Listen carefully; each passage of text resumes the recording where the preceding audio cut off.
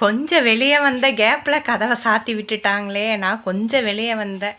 கொஞ்சம் பால் குடிச்சிட்டு 2 பிஸ்கெட்டை சாப்பிட்டு போகலான்னு வரக்குள்ளார என்னுடைய ரூம் கதவை சாத்தி விட்டுட்டாங்களேன்ற மாதிரியே வெளியே நின்று பார்த்துட்ருக்கா பாருங்க.